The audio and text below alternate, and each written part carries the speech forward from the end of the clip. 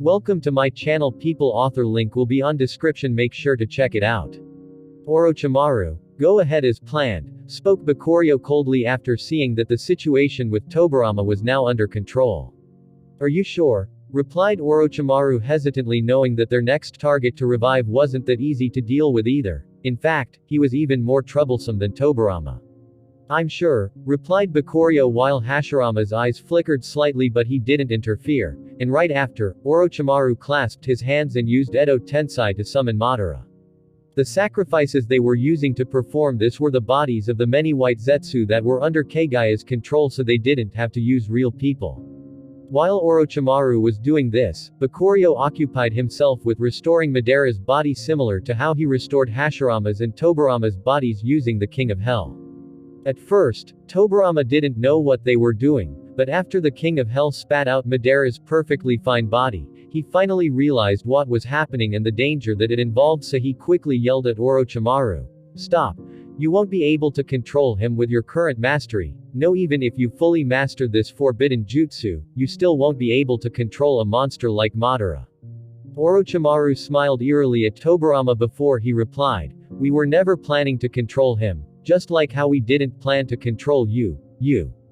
Brother, we should stop them before it's too late, yelled Tobirama, yet Hashirama remained unmoved and simply sat cross-legged before he said, I will trust his judgment for now. Before he closed his eyes, leaving Tobirama angrily pacing back and forth and contemplating whether to attack Orochimaru or not, but in the end, he simply stood behind his brother and readied himself to fight. Meanwhile, Bakurio calmly observed Hashirama and he couldn't help but smile internally. He says he trusts me, yet he's restoring his nature chakra reserves as fast as possible, tch. Then, he turned his attention to the new coffin that appeared in front of Orochimaru and the man clad in armor that slowly stepped out of it with his Sharingan in full display. Well, I didn't expect to be summoned by someone else. It seems like something happened to my plans, muttered Madara as he left the coffin before he scanned his surroundings, and his eyes widened when he caught sight of Hashirama, and his face was instantly covered with a battle-crazed smile. Hashirama, I can't believe you were also revived. I can actually enjoy myself right after I got revived. This is quite a treat. But then, Hashirama opened his eyes and Madara instantly froze after seeing that they appeared normal, unlike those summoned by Edo Tensei. You are actually fully revived. How? Madara scanned his surroundings more clearly and eventually, he laid eyes on his corpse and the two people standing beside it. They had the same appearance, yet one of them had the Sharingan while the other had the Rinnegan. They were of course Bakurio and his clone, and Madara immediately had a familiar feeling after staring at those eyes. They belonged to him. What's going on? What did Black Zetsu and Obito do? Who's this guy? Countless thoughts flashed through Madara's mind, and Bakurio didn't waste too much time and directly addressed him. I'm sure you have many questions, but I first need you to go inside this body. It's not as perfect as the one you died with, but it's still quite good. Madara narrowed his eyes when he heard this, but he didn't move and simply said, Who are you? Bakurio replied calmly and said, Bakurio Uchiha. Hearing this, Madara suddenly smiled and his eyes turned into his eternal Mangekyo Sharingan. Before he said, a descendant of the Uchiha, huh? I wonder how our cursed clan is doing. Right after saying this, a blue-armored Susanoo appeared above Madara holding a sword in its hand, which he swung directly at Bakurio. Tch, serves you right for summoning this monster, muttered Tobirama while Hashirama prepared to interfere at any moment. However, he didn't have to, as Bakurio's eyes also transformed into his eternal Mangekyo Sharingan and a pitch-black Susanoo appeared above him and clashed its side with Madara's blade. Oh, not bad. It seems like you can dance for a bit, spoke Madara with glee in his eyes as he clashed multiple times with Bakurio before he stopped. Hashirama didn't make any moves from the start. Does that body has some sort of seal to control me or something? Countless thoughts flashed through Madara's heart, but in the end, Bakurio started to get fed up with his antics and coldly said, Get into that body and finish the revival process. Don't waste my time, waste your time. Madara's grin turned cold before he said, It seems like people have forgotten what fear is. Let me show you. The moment he finished his words, his normal armored Susanoo instantly grew bigger and bigger, gaining a full body and reaching the size of a tall mountain. And with its hands on the handle of the sword, it was clear that he was ready to do some serious damage. Hashirama instantly stood up ready to interfere, but Bakurio's frown only deepened as he dissolved his Susanoo and simply retrieved his legendary sword before said, "I guess some people only learn the hard way." Then, time seemed to stop as a terrifyingly sharp energy covered Bakurio's sword. It was his sharp release fueled by his Six Paths chakra. And what followed next was him disappearing and reappearing right under Madara's Susanoo before using one of the skills of his sword, Doom Slash, and sending it in an upward slash. A huge dark slash left Bakurio's sword, and to the surprise of the watchers, it cut through Madara's Susanoo like butter all the way to his forehead where his body was, leaving his eyes wide in shock as he was also split in two and his body tried to recover but simply couldn't reattach the two halves as the sharp energy still lingered on them. "Impossible, how could you destroy my Susanoo so easily? Not even Hashirama could do this," muttered Madara with disbelief covering his face, and the same feeling was shared by those watching. Although Bakurio didn't care at all and simply used his Yomi no Kuni's ability and created a white chain which he then used to capture Madara's soul and shove it inside of his body. "This sword. It's terrifying," muttered Orochimaru, his pale face growing even paler from the demonstration of power. But while he was focusing on the sword, Hashirama was actually focusing on something else. That chakra he just used, it resembled sage chakra, but it was far purer and more complete. "I need to ask him about it later." With this new determination in mind, Hashirama turned his attention to Madara, who just woke up with disbelief still covering his face. For some reason, he was only revived with his Uchiha bloodline. I wonder what kind of modifications Kabuto did in the original timeline for him to revive with the ability to use the Rinnegan. Either way it doesn't matter, thought Bakurio before he approached the shocked Madara and said, "There's a lot of things I need to show you. Don't resist." Madara regained his calm and narrowed his eyes at this, but he didn't say anything after seeing Bakurio's strength, as he knew full well that he couldn't take him and Hashirama on his own. Although he wasn't going to cower and simply wanted to know what was going on, so he calmly said, "Show me what's so worth it for you to risk bringing me back to life." Bakurio nodded at him and simply said, "I will show you all what true terror is," before he used his evolved eye of hypnotism on them to show them a glimpse of the power of those who serve the darkness. After seeing the true terror that the four followers of darkness were capable of, Tobirama and Orochimaru had shocked looks on their faces, while Madara and Hashirama simply remained silent as if they already expected this much. After a while, Madara was the first to open his mouth and say, "There's no hope left for this world. It's best if you follow my initial plan. At least you will spare people from suffering endlessly." "What were you planning? Does it have something to do with those eyes?" spoke Hashirama suddenly while pointing at Bakurio's clone with the Rinnegan, and it truly surprised him how perceptive this first Hokage was despite his laid-back appearance. "I guess that freak Minato will finally find someone to keep him company," he thought as he watched Madara remain silent, so he replied to both of them. Madara indeed had a plan, but it would have failed spectacularly. Madara didn't seem convinced by this, so Bakurio calmly said, "I can also use Jikaninki, and I know why you wanted to use the infinite Tsukuyomi on the whole world. However, it wouldn't have achieved the effect you are imagining, and why's that?" replied Madara coldly, and Bakurio simply shrugged and said, "Because the teachings you read on our clan's tablet were changed by Zetsu to manipulate our clan to fall into continuous wars, just for the sake of one of their descendants awakening the Rinnegan and using that ultimate jutsu. However, you never knew the truth of what would have happened to the user. They would have become a vessel for someone else. That bastard." Madara's face was full of rage. He sacrificed a lot only to end up being used as a pawn for someone else's plans. How could he not be furious?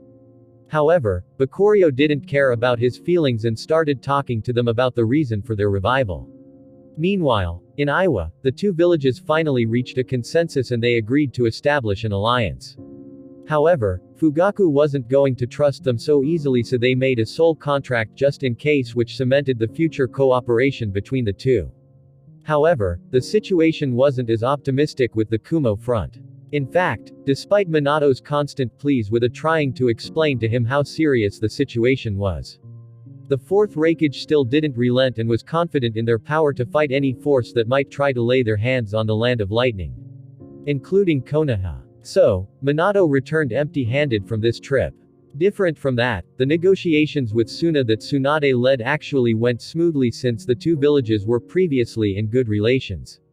As these things were happening, the first signs of chaos started to appear as 5 gates suddenly appeared mysteriously near each one of the strong hidden villages and started greedily absorbing the natural energy in the area. These were the gates of hell. Originally there were 7 of them that appeared randomly from time to time all over the world, luring all kinds of beasts and humans that seek to grow stronger. However, none of them made it back. Including the woman the Hound Sage had been waiting for by dutifully protecting the gate she entered through. But this wasn't all. As news of demons appearing in the land of demons started to spread, they were described as grotesque giant humanoids. However, no one was capable of getting near them and escaping alive, so that's the best description they could get so far. Meanwhile, news had been spreading that recently dead people had suddenly started coming back to life and no one could fathom the reason why. Not to mention, the revived people were acting completely normal. But how can you consider it normal when someone who got his head chopped off was suddenly knocking on your door the next day? Chaos was slowly unfolding, yet nothing beat the terror of the countless giant beasts that started appearing everywhere and attacking anyone that appeared in their path. The strongest of these beasts were trying to establish their territory, making it hell for the merchants as they couldn't leave a hidden village anymore in fear of getting attacked by them and losing their lives, which greatly affected the economy of the world. The hidden villages got news of these changes, and the frequent reports by the various daimyo of their lands worked as a constant reminder of the perilous situation, but at least things weren't completely out of their expectations and they started implementing the plan that Konoha provided. First, block anything that tries to enter or leave the gates of hell. This mission must be managed by a great ninja that wouldn't let his emotions affect him. So, all Jinchuriki were immediately out of the picture since their emotions were their biggest weakness. On the surface, each hidden village put a cage-level ninja in charge. However, in reality, Bakurio planned far more than just this. Hashirama, Madara, Obito, and Tobarama each were guarding the gates in secret in case of any unwanted changes. After all, right now only weaker devils were coming out, but that might not be the case in the future. Of course, not all of them were strong enough to handle this on their own, so Obito had Kisame with him and they all had a clone of Bakurio's with them. Only Kumo's gate was left to them to handle since they weren't part of the alliance, but they didn't seem careless in dealing with it. A few days later, inside a meeting that housed all the important characters of Konoha, Bakurio, "Are you sure they can handle this?" asked Fugaku with a doubtful look on his face. This was a question in regard to a proposal that Bakurio made, which was to let the students of the academy deal with some of the emerging beasts. "I'm sure they can handle this, you know they were trained for this kind of situation, right?" replied Bakurio calmly, to which Fugaku nodded, but some of the other clan heads were still reluctant to agree until he said, "Don't worry, they will go in groups and they will each have supervisors with them. Plus I already hired the Akatsuki to deal with the strongest beasts, and you should know about their strength." The room fell silent after this, and only Shikaku felt his heart shivering as he stared at the cold and calculating eyes of the young man in front of him. "Just how far did you anticipate all of this?" "Fine, but I don't think the other hidden villages are as confident in their students as we are. How do you plan to convince them?" asked Fugaku calmly, and Hiruzen was the one to reply surprisingly, "I guess you plan to spread your education system to them as well after they see how effective it is, right?" It seems like this old man isn't completely brain dead after all, thought Bakurio while staring silently at Hiruzen until he made him feel awkward, especially when it was clear what he was thinking. You are correct, we will need every ounce of strength to deal with this situation, and training capable ninja is a must, replied Bakurio while thinking. This situation will probably last for a while. The dark chakra generated from all of this chaos is what that being is after. So, the longer this lasts, the better it is for him. Okay, we shall do it like that, replied Fugaku, who was worried about Sasuke's well-being, but he knew he couldn't protect him forever. But something else came up to his mind as he suddenly said with a terrifyingly cold look in his eyes, "What should we do about the dead that are resurrecting?" Bakurio smiled eerily at him before he said, "Of course, we send them back the way they came." There was no mercy in his eyes, and it sent chills down the spines of these people that had dead people returning to their clans and did nothing about it. A new group formed in the world of ninjas called the Dead Hunters. And only a few people had an idea about the origins of this group and its purpose. This group with unknown numbers specialized in one thing only, just like their name implied. They hunted the dead. No one knew how they gathered their information or how they appeared, but whenever a dead person came to life, they would immediately be captured and taken to an unknown location never to be seen again. In the Pure Land, Izumo, who was sitting on his throne with a lazy expression on his face, was suddenly visited by one of his underlings. His underling had a hunched back and was wearing a cloak that covered all of his body as if he was afraid of the light touching it, yet this cloak did close to nothing to cover the rotten stench coming from his body, showing just what kind of monstrosity was hiding under that cloak. This was Izumo's right-hand man, and he came to report to him regarding the unwanted development on the surface. So he bowed and said, "Izumo-sama, someone is interfering with our minions. They call themselves the Dead Hunters. How would you like us to deal with them?" There was no worry in the servant's voice, only pure coldness and dullness, so Izumo lazily stared at his underling and replied, "I already sensed someone messing with our plans. And he can control death energy to a certain extent as well, and even remove our branding on those bodies." Mara, Izumo's underling, froze slightly before he said, "Would you like me to deal with them personally?" Izumo smiled suddenly and simply leaned back further on his throne and said, "No, things are getting a bit interesting. How can we put an end to them quickly? Plus I already have an idea of who's behind them. Just start with phase 2 of the plan directly and make our cute minions wreak havoc. You can unleash the phantoms to investigate this group, but try to avoid confrontation with them." "Yes, sir," said Mara before he disappeared as eerily as he came, leaving Izumo alone in high throne room to enjoy the wails of terror and despair from the ghosts around him. Someone can use the power of death, huh? I wonder if it's that boy. But a whole group of them appearing, this is quite interesting, muttered Izumo in silence as he felt a bit more excited about the grim future of this world. The capture of Hell, the Pure Land, the Demon Realm, and the Beast World wasn't something done carelessly by the darkness. In fact, other than the Beast World, the others were used as prisons to capture and torment all kinds of helpless souls and turn them into the purest of evil energy for that darkness to devour. As for the main world, it was left as a breeding hub to gather more unfortunate souls to torment. Cruel wasn't enough to describe such a thing, yet this wasn't even the full extent of that darkness. Near Konoha, in a densely forested area, a giant gate suddenly opened and all kinds of devilish beasts started emerging from it. Konoha's ninjas, led by none other than Jiraiya, were prepared for this, so they immediately started a cleaning operation while far in the distance 2 people watched all of this taking place. "Bakurio, are you sure these are the weakest kinds of devils from hell?" asked Hashirama with a concerned look on his face, since as far as he could see, the weakest beast that left the gate so far was at least comparable to an elite Chunin. "Unfortunately, yes, and this isn't even the worst of our troubles. I'm sure you already heard of your old friends that started spreading through the land of demons. Soon that land will truly become as its name suggests, and they appear to be no weaker than these devils." Hashirama nodded worriedly before he said, "Thankfully, we evacuated the residents of that land ahead of time thanks to the cooperation of the Land of Earth and the other adjacent lands in the west. Do you have any plans to deal with those demons?" Bakurio nodded at this and said, "Yes, I plan to leave that to the various tailed beasts and their Jinchuriki. Along with Kurama, they should be enough to stabilize that region for a while. Meanwhile, we need to deal with the beasts spreading throughout the world. I have a bad feeling that they are going to be our strongest foes, especially when knowing who's their leader." Hashirama remained silent after remembering the 4 people he saw in Bakurio's genjutsu, and he couldn't help but wonder, "I can't believe all of these things had been hiding in the dark all this time. I guess my current strength isn't enough to do anything about this situation anymore." After a while of silence, Hashirama turned to Bakurio and sincerely bowed before he said, "Please teach me your sage arts. I want to grow stronger." Bakurio remained silent before he said, "To reach my level, you need to master 6 kinds of sage arts. I can help you, but it would still take a while, but I'm sure you can succeed. However, I suggest you follow in Madara's footsteps as well and try improving your bloodline."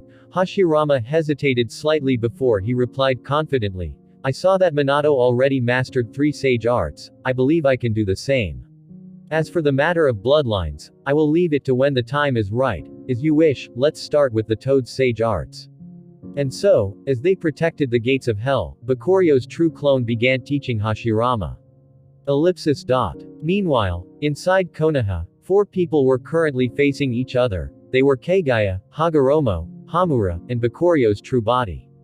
The first to speak was Hagoromo as he asked, Bakuryo-kun, why don't we counterattack instead of fighting passively like this? Didn't you say that this will only create darkness and benefit those people?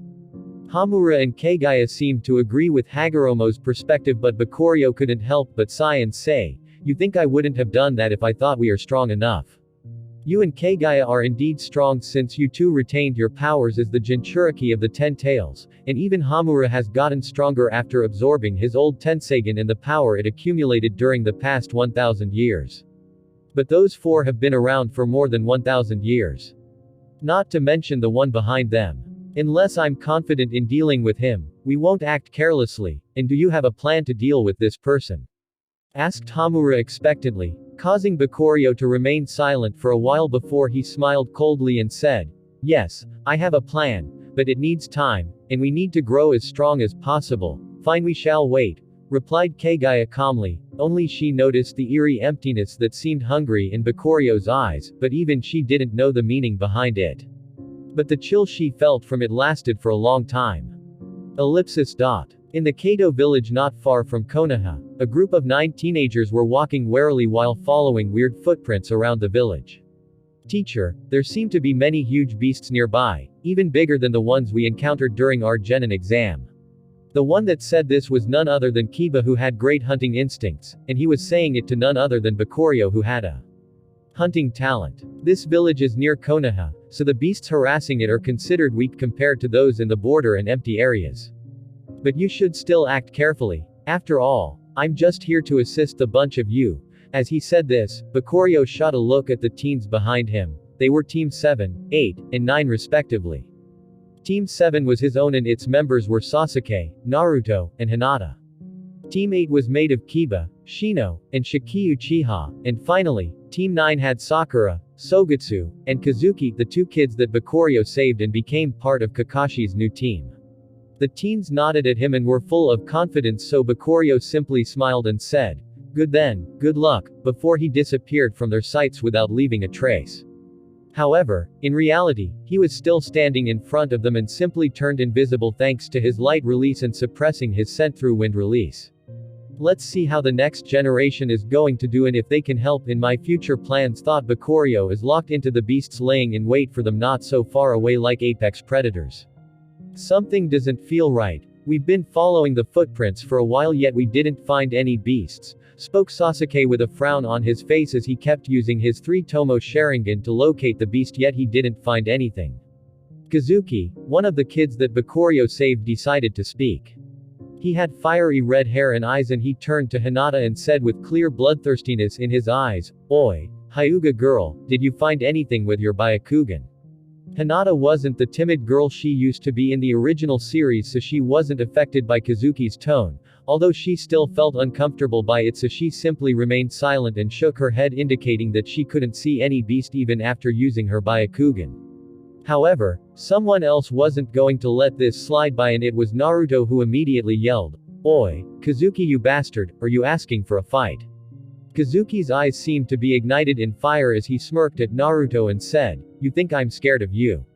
However, at this moment, 2 people smacked both Naruto's and Kazuki's heads and they were Sakura and Sogetsu respectively, and the latter, unlike his brother, had a calm and aloof personality and an appearance that matched it with his long blue hair tied in a ponytail with a bang falling down the right side of his face along with cold blue eyes, and he said, I'm sorry for my brother's behavior, Hinata, but now isn't the time for fighting. I have a bad feeling about our current situation. The group nodded at this while Sasuke simply stared silently at Sogetsu. Despite these brothers' disposition, their talent was undeniable as both he and Naruto failed to beat them no matter how much they tried. And as he was sinking into his thoughts, he didn't notice that Sakura shot him a look before she said, Sogetsu is right, we need to calm down and work as a group. I don't want to get punished by teacher again. Shino nodded silently before his expression quickly darkened. Some of his insects which he sent to investigate suddenly disappeared, and he felt a chill by the speed at which that happened, so he quickly yelled, Careful everyone, something's hiding near us. The moment Shino's words echoed, Sasuke and Hinata tried to use their dojutsu once more, yet they still haven't found anything, even despite of Hinata having a 359 degrees vision. However, Kazuki didn't like waiting anymore, so he said coldly, "If they don't come out, I will just force them." Just as Kazuki said this, he jumped into the air and both his hands ignited in fire as he said, "Fire release, fire rain jutsu." Sasuke and Shiki, as members of the Uchiha clan, narrowed their eyes at this, as they knew just how hard it was to use fire release through the tenketsu in the hands, but what was even more surprising is Kazuki's precise control as he created a huge fireball and threw it into the air before he controlled it to explode, creating a literal rain of fire that covered a radius of 30 meters surrounding them in this forest, leaving no place for their enemy to hide. "Amazing," muttered Sakura, who was famous for her chakra control, yet even she knew that it was impossible for her to do such a thing with her current mastery. As everyone marveled at Kazuki's showcase of mastery of fire release, Naruto simply grumbled, but his attention was soon attracted to a patch of land where something started to get into view just a meter away from him. It was a giant transparent head that was almost 2 times bigger than him. "Ah, what the hell is this?" said Naruto as he jumped away, and Kiba's dog started barking in distress as he said, Is this some sort of chameleon?" The eyes of the most perceptive people were attracted to a weird plant growing on the body of this chameleon instead of the beast itself, and it seemed to be releasing some sort of gas that was protecting it from the detection of even the Byakugan and the Sharingan, and enhanced its natural camouflage ability. "Get into formation," said Sogetsu as he observed the fire that was spreading through the forest and glared at his brother before he stepped in front of Naruto and retrieved a sword with a blue handle and directly slashed in front of him. "What are you?" Naruto was about to complain and say he didn't need protection, but blood suddenly spurted from the front of Sogetsu and he was sent flying. "Sogetsu!" yelled Naruto in horror as he saw Sogetsu smash into a few trees before stopping, but the latter calmly said, "I'm okay," without averting his eyes from the still barely visible chameleon. "Careful. His tongue is extremely fast and I could barely react to it even with my Sharingan," said Sasuke immediately, while Shino felt goosebumps all over his body as he thought, "Did it eat my bugs using its tongue as well? What if it aimed it at me instead?" Just the thought of it made him shudder, but he quickly composed himself and got into formation with his teammates. "Shadow Clone Jutsu," said Naruto, creating multiple clones to fight in the front and stall for some time until they made a plan, while Kazuki turned to his brother who was walking back toward them and said, "How was it?" Sogetsu was still calm despite the setback and he didn't even seem injured as he said, "Very strong, at least Jonin level in terms of power. If I didn't use water release to soften the impact, I would have had some broken bones by now. And it's very tough as well. Even a direct slash at its tongue didn't cause it much damage. Shiki, Sasuke, distract it since you two can react to its tongue. Naruto will help out with his shadow clones as well. Sakura and Shino assist from the back lines. Hinata and Kiba, stay aware of the surroundings and help out when needed. Me, Kazuki, and Naruto will try to finish it off." Sogetsu quickly laid out a plan and everyone agreed since they already determined him as the leader in the absence of their teacher, and they immediately set out to act on it. Sasuke had a look of displeasure on his face since he didn't like taking orders from someone else, so he simply smirked and thought, "You can't cut it but I can." By this point, the chameleon had just finished off the last of Naruto's shadow clones and turned its sight to Sasuke, who was nearest to him, but it only found a blinding light gathering at his hand, and Sogetsu couldn't help but yell, "Wait, Sasuke. We don't know the full extent of its abilities yet." However, Sasuke didn't listen to his warning. Maybe it was his hard-headedness or the sound of the Chidori he just created deafening his ears. Either way, he simply charged ahead and focused all of his attention on the tongue of the chameleon, waiting for it to lash at him. "This reckless idiot," thought Sogetsu as he rushed after Sasuke, who realized late enough that the chameleon didn't attack him with its tongue. Instead, it waited until he got close enough before it had a human-like smirk and spewed a giant purple cloud from its mouth point blank at him, and he couldn't stop his charge. At this moment, Sasuke felt time stopping in front of him as his extended hand that was clad in lightning touched the cloud, and he felt his heart sinking as the cloud ignited. "No, at this rate this thing will." Before he could even process what was happening, The area in front of him started heating up and he felt out of breath, but right at this instant Sogutsu appeared behind him and said, "Ice release. Ice prison." Boom! Right after, a huge explosion sounded and the shock wave alone sent everyone that was close flying, while the giant chameleon that was now fully exposed actually retreated right after it used its poison cloud so it was unharmed. "Sasuke!" yelled Sakura, who was lucky not to be affected that much by the explosion since she wasn't close, yet no one knew the fate of Sasuke and Sogutsu, who tried to save him as the smoke and dust didn't settle yet, but an angry voice soon sounded in the forest that was set on fire. "Now you really made me angry." It was Kazuki, whose fiery short hair that seemed to defy gravity almost appeared to be on fire as he started approaching the chameleon with pure rage in his eyes. He's gathering the fire generated from the burning forest. Naruto and the other watched in horror as Kazuki muttered, "Fire release, rush of madness." Suddenly, all the fire that was rushing toward Kazuki started to take shape in front of him that was of similar size to him. It was a clone, but it was no normal clone as its whole body was set on fire, highly compressed fire. It had no pupils in its eyes, and the hair was made of literal flickering fire. Its very being yelled destruction, and its next course of action helped to solidify this impression as the clone simply bent down slightly and started rushing at the chameleon like a mad bull. The chameleon didn't have any time to dodge since the attack was too fast, especially since it was in a straight line destroying any obstacles in its way. So, it decided to lash out with its tongue in the hope of at least slowing it down. However, Kazuki, who was behind the clone, simply smirked at this and manipulated it to dodge the tongue. This was out of the expectations of the slightly intelligent chameleon since it believed the clone would keep rushing madly as it had been doing. However, it ended up simply falling to Kazuki's deception, because unlike his hot-headed appearance, when it come to fighting, he was a terrifying being and would do anything to achieve the destruction he wants, and that's just what he did as the clone smashed into the head of the shocked chameleon and exploded, creating a terrifying shockwave while the chameleon couldn't even let out a scream as its head directly disappeared. "TCH, annoying pest," muttered Kazuki while staring at the headless corpse of the chameleon that was still on fire with a weird look in his eyes. Meanwhile, his teammates were simply astonished.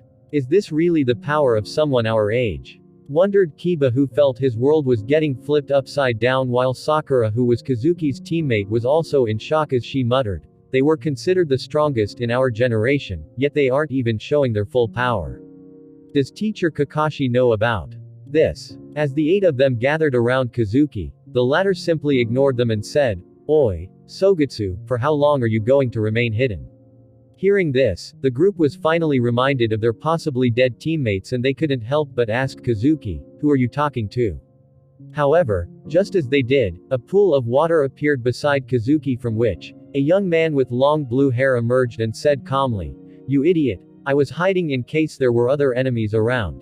They were shocked by Sogutsu's appearance from the water, but they soon saw Sasuke walking from behind a tree while only having some minor wounds, and they finally heaved a sigh of relief while Sakura directly rushed to Sasuke and inquired with a worried look on her face while tears formed on the sides of her eyes, "Sasuke-kun, are you okay?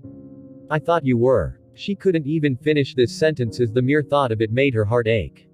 Meanwhile, Sasuke had an embarrassed look on his face as he said, "Sogutsu saved me, otherwise I would be dead for sure." The reactions of the others were varied, so Naruto curiously asked, "How did you survive that strong explosion? It was almost as strong as Kazuki's attack just now." The others turned to look curiously at Sasuke and Sogutsu, and the latter eventually raised his hand conjuring a spike of ice before he calmly said, "I can use the Kekkei Genkai ice release." "Oh. Sogutsu-kun, you are amazing. I only thought you were skillful with water release," said Hinata in admiration, which brought a look of annoyance to Naruto's face as he said, "Oh. I can do it too, look," before he raised his hand into the air, but nothing happened even after he kept screaming. However, this at least lightened the mood, but the cold look on Sogutsu's face didn't change as he stared at his brother and said, "You should have known why I was hiding. Why did you expose my position?" These two brothers from a young age had to become hunters to survive in their clan, so they knew each other's habits very well. Kazuki simply put his hands behind his back and said nonchalantly, "What?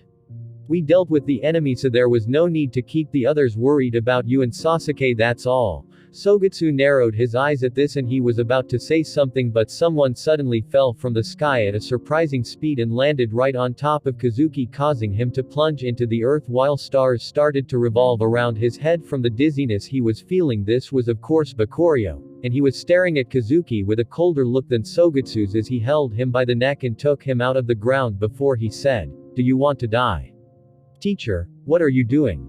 yelled Sakura, feeling the worst for her teammate, but Bakurio ignored her and simply glared at Kazuki. Surprisingly, Sogetsu stopped everyone from coming closer and they couldn't understand what was happening. All they knew was that Bakurio was truly angry for some reason. "Let go of me," said Kazuki through his gritted teeth, and Bakurio, seeing that he was still acting hard-headed, frowned even deeper and said, "You planned to use everyone here as bait to drag other beasts out, didn't you? Including using the smell from the still-burning chameleon." The other 9 teammates froze slightly in shock before it turned to anger, especially Naruto, who didn't like to cause harm to his friends. Meanwhile, Sogetsu, who realized this from the start, simply remained silent and thought, "Is teacher doing this for me? He doesn't want me to fight with Kazuki." Sogetsu's eyes flickered slightly as he stared at the only man he looked up to. "You. How could you?" Naruto was about to rush to Kazuki and scold him, but Bakurio glared at him, sending chills down his spine that caused him to stop in his tracks. "I don't know what you are talking about," said Kazuki while trying to not stare Bakurio in the eyes. "Well, your plan worked splendidly. You've drawn one of the most annoying things to deal with," said Bakurio coldly, surprising the team of 10. Including Sogetsu, who didn't feel the presence of any threat, but Hinata immediately used her Byakugan after hearing this and was shocked by what she saw. "Teacher. Under us." She didn't understand what she saw, but she was sure that it was right under them and moving rapidly at them despite it not disturbing the ground at all. Not far behind them, where the giant body of the chameleon was, the earth under it suddenly cracked, and from it emerged a giant snake-looking being. It had countless sharp teeth in its open round mouth, and once the body of the chameleon got in it, it was instantly chopped up and devoured. Kazuki watched all of this with wide eyes, and before long, he realized, no, this isn't what the Hyuga girl warned about, and he was right as the earth below them opened up and he watched as a terrifying black hole filled with sharp teeth appeared under them. No, this isn't how it was supposed to go, he thought. Yet the approaching mouth and yells of his teammates showed him just how cruel reality was, as everyone was torn into pieces, including his teacher, whose severed hand was still holding his neck as he fell into the abyss of the giant worm's stomach. "No, teacher, brother, no," he yelled as tears started forming at the sides of his eyes and his whole body exploded with a terrifying wave of flame, creating a giant pillar of fire that illuminated the darkness around him and showed him the lifeless body parts of his teammates, which he could clearly recognize, and were slowly dissolving from the acids of the worm's stomach. And just as he was about to fall into absolute despair, the scene around him started to break apart as a pair of 2 blood-red eyes stood not too far away from his face, and Bakurio's voice echoed in his ears. "I hope you learned your lesson, and remember, even a worm can take your life if you are not careful in the current world we live in. After all, you never know when your own food starts hunting you, just like this chameleon," before he disappeared once more. "Was all of that a genjutsu? That bastard tricked me," muttered Kazuki with anger on his face, but his brother simply stared at him coldly and pointed behind him. Kazuki turned his head while saying, "What?" But he suddenly froze as a terrible sense of fear rose from the bottom of his heart. Because right behind him were the severed bodies of many giant worms, and he could easily see the countless teeth they had in their mouths, especially from the one that was only a hand's reach away from him. Kazuki and Sogetsu are 2 brothers of unknown origin. They were discovered by a small ninja clan in the land of forests that weren't part of any hidden village. When they reached the age of 5, they both started showing a terrifying level of talent and intellect despite being completely different in the way they approached things, with Sogetsu being calm and likes to avoid taking unnecessary risks while Kazuki was slightly more reckless. However, rumors of their terrifying talents soon started spreading, and their clan ended up being surrounded by their enemies who feared the growth of such strong enemies, so they tried to kill them multiple times for years, but they survived under the protection of their clan that ended up losing many of their people to preserve their lives despite the world calling them monsters. Then, after years of this going on, one of Bakurio's clones was passing by that area after having gone to investigate the land of demons, but he ended up getting attacked by the 2 boys who decided to leave their clan so as to not burden it anymore. thinking that he was after their heads as well. Seeing how strong they were, he decided to take them in and used his reputation and the reputation of Konoha to put that clan under their protection before he took them away with him. One day I will get revenge on that bastard, said Kazuki hatefully, to which Sogetsu smacked him on the head and said, "Have some respect, he's our teacher, you want to fight?" Sogetsu, yelled Kazuki with flames bursting around him, but Sogetsu simply shrugged at him and with an unfazed look said, "Teacher said that one day, the worms you look down on will take a good bite of you, and if it's good enough, you won't even have the time to regret it. TCH, that day will never come," said Kazuki with scorn, but he suddenly felt a chill building behind him and his sharp instincts warned him of something terrifying, yet when he turned around, he simply saw Naruto and Sasuke staring at him silently, with the latter having his Sharingan activated instinctively. Was it these two that made me feel that way? No, I can easily beat them. What's going on? Wondered Kazuki while Sogetsu simply narrowed his eyes and thought. It seems like even I can't slack, otherwise these two will surpass me one day. After this incident, the hunting trip became smoother since not all beasts had unique capabilities to hide from the detection of the Sharingan and the Byakugan. However, it was still not easy since they had to go all out multiple times and risk their lives just to survive. At one point, both Sogetsu and Kazuki had to show more of their true power as the former used his strong ice release in combination with Kazuki's scorch release to defeat many strong beasts. Meanwhile, Bakurio, who was watching all of this, narrowed his eyes. Leaving the kids to hunt the beasts seems to be quite difficult. Considering that this team is probably the strongest out there, it might prove to be impossible for the others. However, these two are truly proving to be more and more monstrous. Just where will their potential end, I wonder? The potential that Kazuki and Sogetsu were showing was that of the best geniuses like Minato and Itachi and maybe even more, but he always felt that there was something unnatural about it, and it unnerved him to know that their origin was unknown. Everything will become clear in due time. For now, I need to reconsider my plan to involve the kids in these missions. But first, a map of the population of the beasts needs to be completed, and thankfully, Hamura will soon finish recording everything with his Tenseigan, thought Bakurio, and after seeing that the kids had no strength left to fight, he summoned a giant snake and gave them a ride back to Konoha. That day, Hamura finished with his mapping and Bakurio went to meet with Fugaku and Shikaku to make a proper plan for their next course of action. "Oh, Bakurio. How did the test go? Did the kids do well enough and is everyone okay?" asked Shikaku, since they already knew that this was an important experiment for their future plans.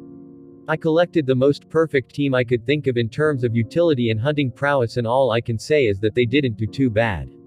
But they are all fine with only some minor injuries here and there," replied Bakurio, and he noticed from the corner of his eyes the stoic Fugaku letting out a sigh of relief. "Here's a detailed report of what happened and what we encountered. However, I suggest you leave it for later and take a look at this first." Bakurio threw a stack of paper on the desk that contained the report of the mission, causing Fugaku to frown, but his eyes soon widened as he saw Bakurio take out a huge scroll that was even taller than him, and he used the shadow clone jutsu to create two clones to hold it and open it. "What this?" asked Fugaku in surprise, and Bakurio calmly replied, "This is a map of our world, and I asked for a friend's help in mapping the territories of the beasts in terms of their numbers and strength level." "What? How reliable is this map?" yelled Shikaku in shock, realizing just how difficult it is to complete such a task in such a short time, and even Fugaku couldn't help but stand up since he knew that many beasts were cage level in terms of strength, so they weren't able to gather information properly despite them sending many strong ninjas. "This map is 100% accurate, but only for now since these beasts are ever moving, but I can provide an update every now and then. This is great. With this, we can avoid many casualties and assign missions to the correct people. This is truly a huge contribution to the village. I can't thank you and your friend enough," spoke Fugaku with pure gratitude before he bowed slightly, and Shikaku followed suit since as a strategist, he understood more than anyone the importance of information. "Don't worry about it, although I must say, even I was surprised by the number of high-level beasts," spoke Bakurio while letting out a sigh, and Shikaku couldn't help but ask, "How do we read this map?" Since there were many symbols. This map has two types of information. First, the danger level, meaning the minimum rank of a ninja required to enter that area and its equivalent to the power level of the strongest beast there. It ranges from SS to D, with D being Genin and SS being Super Cage, and each one of these ranks has 3 ranks in them, for example D, D, D+. Bakurio paused here to allow them to absorb this information, and he could see the two of them gulping down in fear as they took a closer look at the map and noticed the massive number of S in it and countless A and even some SS here and there. "This is crazy," spoke Fugaku with a dark look on his face, but he quickly hid it and asked calmly, "What's the second type of information?" Bakurio nodded in approval inside his head. "That's right. You're the Hokage. You can't appear hopeless in this situation no matter what," he thought before he said. "The second kind of information is how infested the area is in beasts. That is indicated by color ranging from blue for a minuscule amount of beast to red for a highly infested area." "I see," spoke Fugaku before he remained silent as Shikaku sent him a worried look, and Bakurio simply remained silent and waited for him to speak. "Your plan. I will fully agree to it. I finally understand you. We really need every ounce of power we could muster," spoke Fugaku with a worried look on his face as he thought. "Sorry Sasuke. I can't protect you or the other kids anymore. You will have to face the cruelty of this world at a young age as well."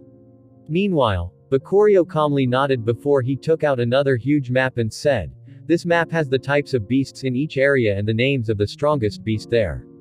Make plans for the hunting to start." Shikaku nodded and said, "Leave it to me." Bakurio nodded in appreciation before he said, "By the way, how is the building of the academy going?" In the Fourth Ninja World War that was supposed to happen a few years from now, the army of the alliance made by the various hidden villages as well as the samurai from the Land of Iron only consisted of 80,000 members, and they lost half of them on the first day.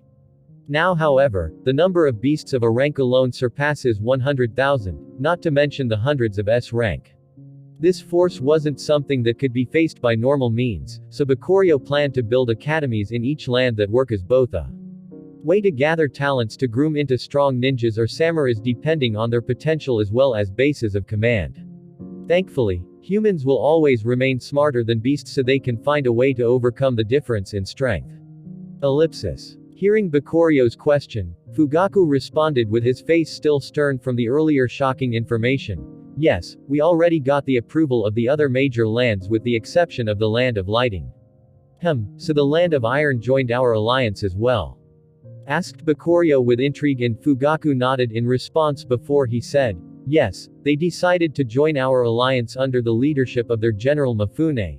"I see, that's good to hear. Make sure to finish building those academies as soon as possible. As you can see, just dealing with those devil gates will be a problem in the near future if far more stronger devils keep leaving them.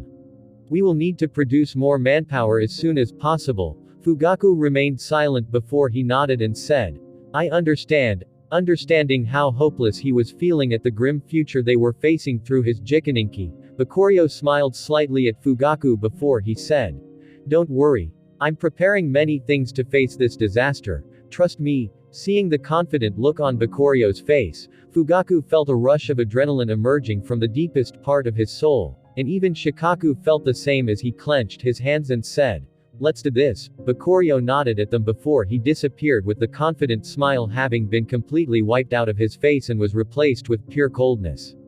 "We've allied with the Land of Iron, huh? I guess it's time I go find that man. It's time to evolve my swordsmanship mastery and grow stronger."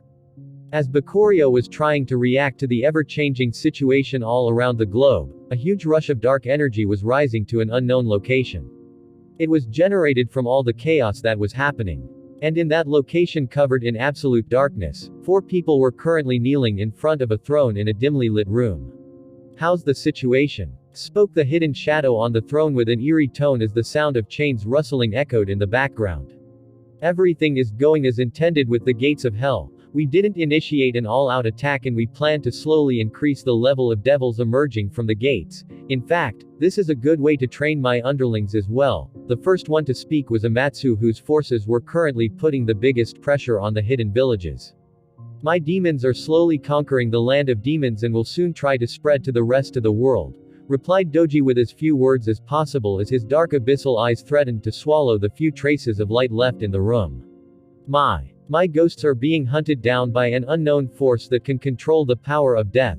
We weren't able to deal as big of an impact as the others, spoke Izumo hesitantly, which made him receive looks of scorn from his peers, yet the shadow on the throne didn't say anything. Yet. My forces haven't made a move yet. I'm waiting to see what kind of preparation the humans will make to face us before I decide on the amount of power necessary to deal with them. After all, our mission isn't to eradicate them, that would be too easy.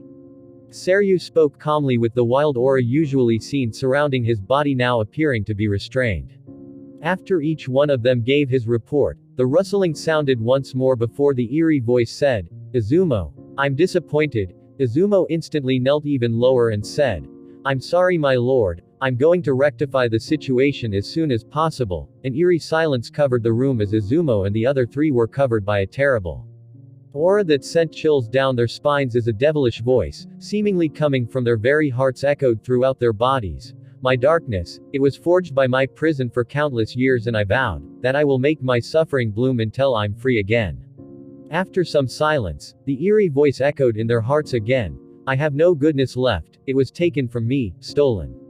So, all I want you for to do is spread my terror, tear from the consciousness of these people the will to live, leave no traces of hope, force them to embrace despair. Until the time comes, for me to reap their souls." After this voice echoed in their hearts, the four of them found themselves back in their domains, and they all had cold sweat covering their bodies as the curse that was controlling them triggered one last time as the eerie voice said, "I won't accept failure. That idiot Izumo really screwed us up along with him," thought Seryu with an awkward smile after regaining his bearing, and he could only wish that this kind of mistake doesn't occur again. Just who in the hell could seal such a monster? Muttered Amatsu before she shook her head and continued to order her followers. Meanwhile, in the Pure Lands, Izumo's face was twisted like that of a ghost as he called for his right-hand man Mara and yelled, "How come our ghosts got captured the moment they left the Pure Land?" Mara froze slightly before he bowed slightly, although it was hard to notice with his already hunched back, before he said, "Izumo-sama, I detected someone using the impure land summoning jutsu to capture our ghosts and trap them into weird seals.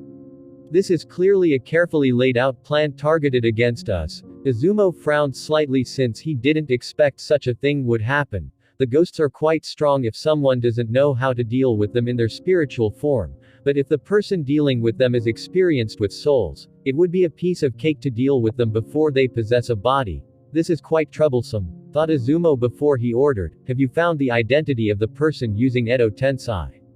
Asked Izumo calmly, and Mara instantly replied, "I'm sure he's working with the dead hunters. As for his identity, the most likely suspect is Orochimaru." Izumo went silent for a while before he ordered, "Send the Soul Reapers to claim his head for me." Mara calmly bowed again before he said, "As you wish, Izumo-sama." Before he took his leave while thinking, it seems like Izumo-sama is truly angry, for him to actually mobilize the Soul Reapers this early. Meanwhile, Orochimaru suddenly felt an itch in his nose until he sneezed, and he couldn't help but wonder, "Is someone talking about me?" before he shook his head and continued his research. Meanwhile, Kabuto was working on improving Edo Tensai, and he was the one behind the capture of the ghosts, yet Orochimaru was soon going to face the wrath of a terrifying being for something he didn't even do, and that being was the living representation of the thing he wished to avoid the most.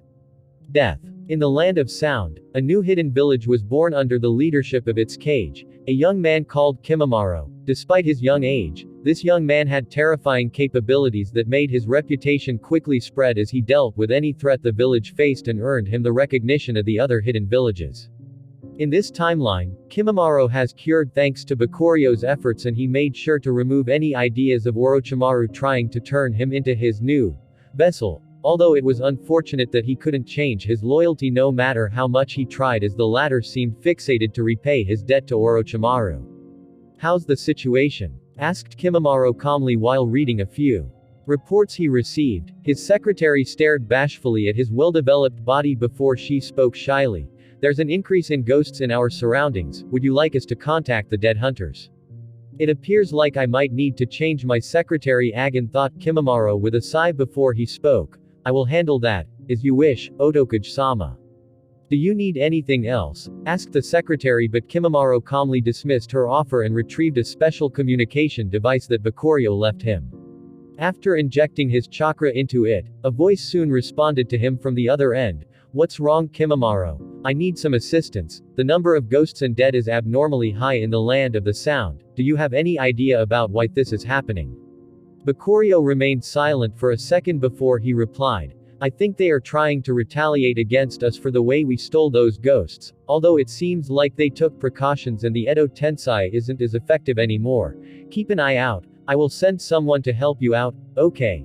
Just make sure that Orochimaru-sama is safe.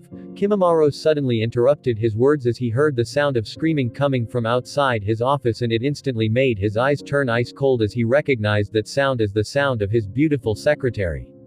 What's going on? Asked Bakurio hurriedly, since he could hear the terror contained in that scream, but Kimimaro didn't respond to him and the call was soon cut as the last thing he could hear was the sound of someone rushing at a fast speed.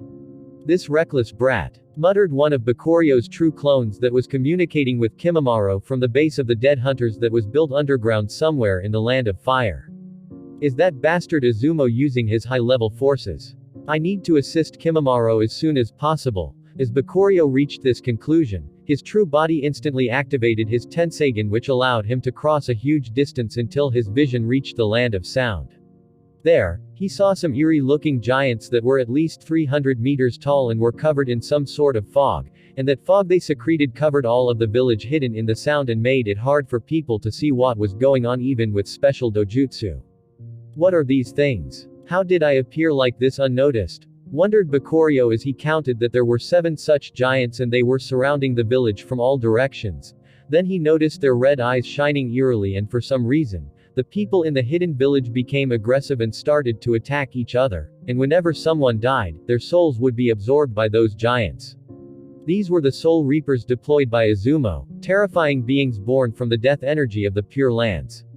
They had the power to use very strong genjutsu that affect the mental state of the target as well as the ability to absorb souls to grow even stronger.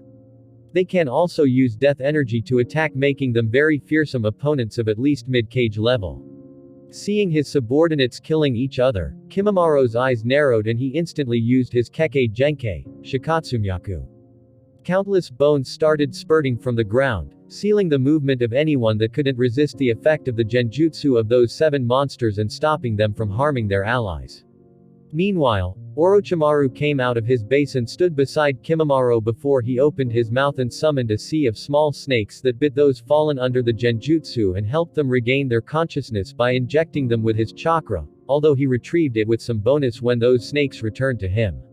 These beings are bad trouble, we might need to evacuate the village, spoke Orochimaru with a stern look on his face as he observed the 7 giants that didn't make a direct move yet, but Orochimaru was sure that their huge size wasn't just for show. I will buy us time, Orochimaru-sama. Please gather all you need and leave the village through the hidden passage. Orochimaru stared at Kimimaro silently and was about to say something, but one of the giants didn't give them too much time to contemplate as it opened its mouth that almost appeared like a black hole. Then, a huge dark ball gathered in front of it. Is this a tailed beast bomb? No, this feeling, it reminds me of Bakurio. This is bad. Orochimaru had a serious look on his face as he bit his thumb and used a huge amount of his chakra to summon 5 Rashomon gates. Kimimaro too had a serious look on his face as he recognized this energy that stank with the aura of death and immediately used one of his strongest defensive jutsu as he said, Bone Release.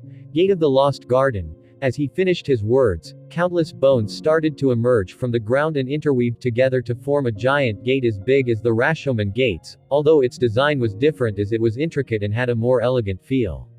After charging its ball of death, the giant directly launched it at the strong defenses. Kimimaro's garden's gate resisted for some time, yet it wasn't enough to fully nullify the attack, which eventually landed on the 5 Rashomon gates and appeared to be going through them like a hot knife through butter. And it was only until it landed on the last gate which it successfully broke as well that it eventually exhausted its power and disappeared. What kind of ridiculous power is this? Asked Orochimaru with his pale face becoming a tad bit paler, and Kimimaro didn't have a good look on his face as well. As they were marveling in shock, 4 ninjas appeared near them and said, Lord Orochimaru, please leave and let us deal with those monsters. These were the Sound 4. Orochimaru's most talented subordinates. However, Orochimaru didn't have the time to appreciate their loyalty as one mouth after the other started opening from the rest to the 6 Soul Reapers, and 6 more balls of death started to gather in their mouths. "We need to stop them before they completely charge their attack," yelled one of the Sans 4, but Kimimaro and Orochimaru were already acting as they attacked the giant bodies of those monsters with all of their power. Yet, their attacks seemed to do nothing to those beings as they didn't even leave a scratch, which left them perplexed. "Something isn't right. How come our attacks seem to disappear into thin air?" wondered Orochimaru, but his face started to grow hopeless as he knew that he didn't have any chance to escape anymore, causing him to start to grow desperate. "What should I do? Will Bakurio really allow his precious research to get destroyed? No, I need to buy as much time as possible." As Orochimaru's thoughts reached this point, his body suddenly began to swell up to the shock of his subordinates who started yelling his name in worry, but he didn't pay them any heed, and not long after, a giant white hydra with 8 heads and tails stood in front of them. This was Orochimaru's 8 branches jutsu and his ultimate snake-related jutsu. Then he without hesitation used 6 of his heads and swallowed the 6 death balls and sent them to collide with the giant monsters in the hope they die from their own attack, and soon after a giant explosion echoed that rocked the area and caused everything in its range to wither and die. As the dust and chaos from the explosion settled down, Kimimaro and the Sounds 4 could finally see the result of the confrontation between Orochimaru's giant snake form and the 7 unknown monsters, and it wasn't to their liking as they could see that 6 of the giant heads of Orochimaru's snake form had completely disappeared. As for the remaining 2 heads and the body, they were completely withered and rotten like a body that had been retrieved from its grave, which made the already dangerous situation turn much eerier. "Lord Orochimaru!" yelled Kimimaro and was prepared to attack the 7 giants recklessly, but a girl that was a member of the Sounds 4 suddenly held him back and pointed at the giant snake's body. "This is..." Kimimaro's eyes lit up as he noticed that one of the remaining withered snake heads was twitching, and not long after, Orochimaru's slimy body came out of it, although he appeared older and completely drained of all of his power. In fact, he seemed to be barely standing, so Kimimaro quickly rushed to his side and lent him his shoulder to hold on to. "Lord Orochimaru, what should we do?" Kimimaro didn't ask if he was alright since he could already tell that Orochimaru was on the verge of death, so he instead wanted to see if there was a way for them to deal with this situation, and Orochimaru eventually turned to stare at the 7 giants with his snake-like slitted eyes that were full of an eerie coldness as he said, "These giant forms aren't their real bodies, they are merely an illusion created by that fog they are secreting. Their true form is that of small, pale beings with lamb-like horns, and they seem to be completely immune to that death energy since they didn't receive any damage from the explosion earlier." Kimimaro frowned when he heard this. "It seems like our only chance is to attack them from close range." With this thought in mind, he was prepared to rush at them, but Orochimaru used the remainder of his strength to hold him back. "Don't get close to them. That fog is a strong genjutsu that can even rival the Sharingan of the Uchiha." "What should we do then?" asked one of the Sounds 4, a 2-headed person, but before Orochimaru and Kimimaro could come up with a plan, the first giant that attacked them with the ball of death started charging another ball aimed at them, which made them feel helpless. "You guys should run. I can revive myself, but you guys have no chance to live if you stay here," spoke Orochimaru while trying to stand on his own without Kimimaro's help. "But Lord Orochimaru," yelled the Sound 4, and Orochimaru couldn't help but wonder, when did I get so soft? Before he turned to the 7 giants and eyed them coldly like a venomous snake, and he was ready to take at least one of them down with him. But his subordinates didn't obey him, and they remained with him, which shocked him, prompting him to say, "How foolish," although the smile on his face told another story. "Fine then, let's show them the strength of the village hidden in the sound." Yes. By 5 inches, the giant didn't care much about them as it sent the terrifying ball of death it was charging, planning to wipe them out with it. "It seems like they realized that I wouldn't be able to survive because of this death energy even through the use of my curse marks. What foolish subordinates, but I guess it's fine to die with these people." For the first time in a long time, Orochimaru accepted death, his greatest fear. But then another feeling started burning from the bottom of his soul as a certain regret was building in his heart. What if I pursued strength rather than eternal life? Would I be able to beat these monsters? What if? A question many don't get a second chance in life to answer, But today you will be granted that chance. A voice suddenly sounded in the ears of the sound ninjas as a lone figure stood in front of them. They instantly recognized who that wide back clothed in black clothing belonged to. It was the young man that was working their master like a slave for his own research, but now, he was also the person preparing to save them. Orochimaru opened his eyes and shot Bakurio a weak smile. You are finally here. Bakurio didn't respond as he analyzed the approaching attack. After Bakurio learned everything Orochimaru could teach, he removed his clones from his labs and created one of his own that only he knew the location of. However, he didn't trust what Orochimaru could do with the research they accumulated, so he planted a spy among his researchers who was in reality one of his true clones. This same true clone was the one taking action right now, and he calmly stared at the rushing attack before he activated the Six Paths Sage mode and used the Gentle Fist to create a terrifying shock wave that destroyed the ball of death from the inside out. Then, with the white mist of the Sage release revolving around his body, the true clone calmly approached the giants. Careful, their genjutsu can't be underestimated, yelled one of the Sounds Four, a guy with multiple hands, but Kimimaro simply shook his head and said, those monsters are doomed. Why do you say this, Kimimaro? Asked the spider guy, and Kimimaro simply said, because they are facing a much more terrifying monster. Meanwhile, Bakurio was calmly thinking, their main attack power is their genjutsu and death release, but they are both useless against me. However, I can't keep this sage state for long. I need to finish this fight fast. The true clone noticed that he couldn't see through the illusion of the seven monsters with his normal Sharingan, so he relied on his shared vision with the main body to locate the seven bodies of the Soul Reapers.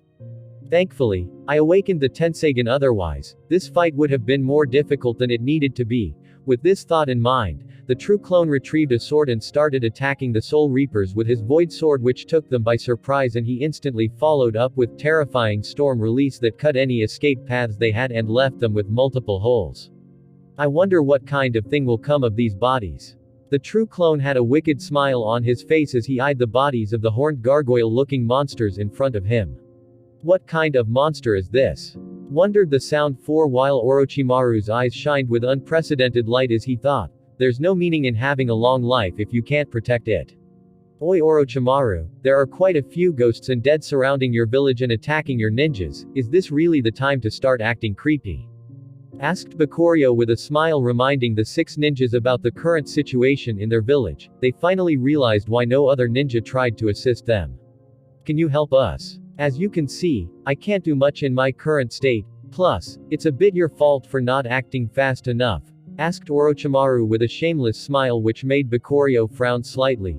Yes, it's not easy to trick a snake. He knew about the existence of this clone somehow and decided to pretend not to know just in case such a situation happens and I end up saving his ass. Fine. Since I'm here anyway, replied Bakurio with a shrug which brought a smile to Kimimaro's face as he felt this scene was too familiar. These two will never stop trying to trick each other, he thought before he nodded at Orochimaru and disappeared back to the village and started a terrifying killing spree that garnered him the nickname, White Demon.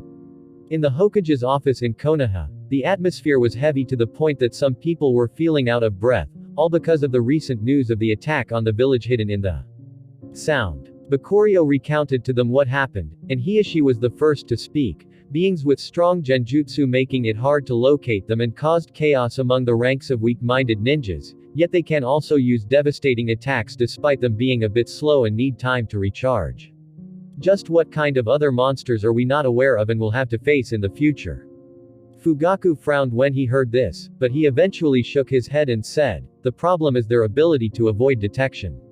You all know who's the true leader of the village hidden in the Sound. That snake isn't someone careless in terms of security. In fact, he might even be better than us in that regard, so it's safe to assume that those monsters are masters of infiltration. The heavy mood grew much more heavier, and eventually, Shikaku turned to Bakurio and asked, how do you suggest we deal with them? All the attention in the room instantly focused on Bakurio and he couldn't help but frown as he stared at their hopeful eyes and thought, this is bad, they are becoming too reliant on me.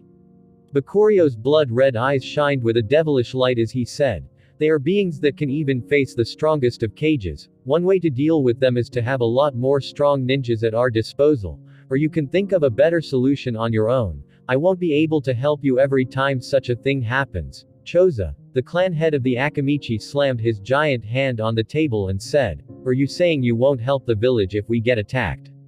Choza, stop. This isn't what Bakurio's saying, spoke Inoichi, the clan head of the Yamanaka clan and a close friend of Choza. Yet Bakurio eerily stared at them and said, "No, that's exactly what I meant. I don't have the time to waste on wiping your asses every time a problem arises. You will have to learn how to deal with these kinds of problems on your own, starting from now, and continuing ahead in the unknown future." After Bakurio said this, he disappeared like an illusion, leaving Choza and many who shared his opinion fuming in anger as someone yelled, "How can he act so irresponsible? Indeed, we should punish him." His power got to his head. As the voices started to accumulate, Fugaku suddenly opened his eyes, which already transformed into his Mangekyo Sharingans, and shot every single person that opened his mouth a heartless glare before he yelled, "Silence!" The room grew silent as no one wanted to offend the strong Hokage, and they were shocked when they heard him say, "Bakurio's contribution to the village and the whole world is far more than any of you can achieve in 10 lifetimes. I better not hear any of you complaining about his decisions in the future, or they will instantly be expelled from the village." Choza wasn't convinced, and considering his status as a member of the Ino Shika Cho alliance, he tried to complain, saying, "But 5th Hokage, he's clearly avoiding responsibility." However, someone suddenly cut Choza off, and it was none other than Shikaku, who had a similar look to Fugaku as he said, "I agree with the Hokage, plus all of you seem to be misunderstanding something." Choza had a doubtful look on his face as he saw his old friend opposing him, so held back his anger and asked, "What did we misunderstand?" Shikaku let out a long sigh as his lazy but sharp eyes scanned the crowd before he said, "These monsters you are fearing, they are merely pawns the enemy sent out, and we don't even know how many they can send in the future. The people Bakurio have been worried about and dealing with this whole time are the masters behind these disasters we are facing. You should be grateful that he doesn't simply abandon this world and leave it to face its demise." Choza froze slightly as he and many others simply couldn't fathom what kind of being Shikaku was talking about, but one thing was for sure, many of these clans that complained lost a lot of their standing in the village after this incident. Meanwhile, in front of Konoha's Hell Gate, Hashirama was sitting silently on top of a rock with his eyes closed as Bakurio approached him and asked, "How's your training going?" Bakurio noticed that Hashirama's eyelids were orange with black contours surrounding the eyes, and when he opened them, Bakurio was surprised to see that he had toad pupils. Clearly he already learned the toad sage arts. "I'm doing fine. My real body is guarding the gate here while my clones are training in Mount Myoboku. What a terrifying talent. This guy truly deserves his reputation as a monster among monsters," thought Bakurio while staring at Hashirama's innocent smile, although he could see the true beast it was hiding. "That's great. For the snake sage art, you will have to visit Raichi Cave personally and meet the white snake sage. I will be here guarding the gate in your stead while you do so." "Oh, that will be much appreciated," spoke Hashirama enthusiastically, and how can he not be? He was growing stronger, but he suddenly paused and asked Bakurio curiously, "How's Madara doing?" Bakurio had a strange look on his face when he heard this question, and he couldn't help but mutter, "Madara, huh? Well, he." Flashback. "Give me back my Rinnegan," spoke Madara coldly after he got to a secluded location alone with Bakurio, but Bakurio simply shrugged and replied, "Nope. I won't give you anything, plus you can't use them anyway since you don't have Hashirama's bloodline anymore, at least not to their full extent. Is this your final answer?" Spoke Madara again with his eyes slowly transforming into his eternal Mangekyo Sharingan, but Bakurio was unfazed as his eyes also transformed and he remained silent. "Fine then, let's see what kind of power you have, you who also possess Jikaninki."